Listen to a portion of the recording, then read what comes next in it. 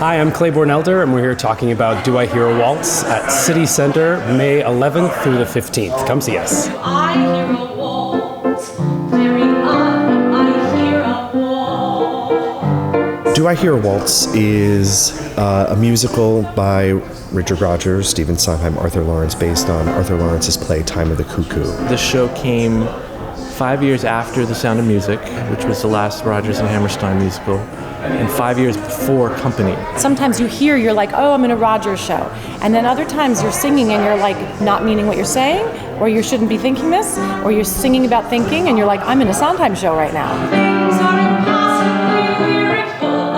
Is it plain? No, it's you. Both Mr. Sondheim and Mr. Rodgers did not have a good time working on it and have said so publicly. So I think the show's reputation has in some ways been less than it might have been because of what's been written about it rather than because what the show is. And of course the beauty of Encores is we get to do the show.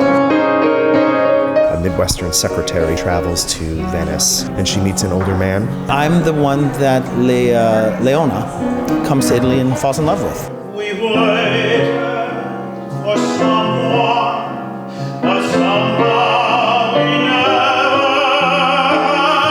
never. He is saying, we only get so much time on this earth. I think you should enjoy it while you're here and don't be so puritanical about it. A lot of it is retro because it takes place in the 60s, but a lot of it is still timeless about making contact with someone else. It really is all about kind of sexual revolution and sexual and the way our concept of sex can change.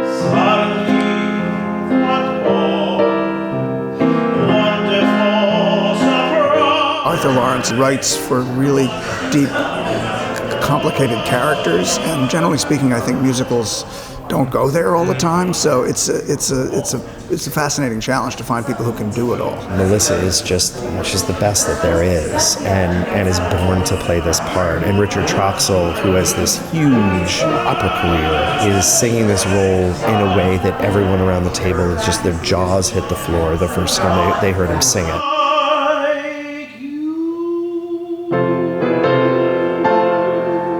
I know this kind of music.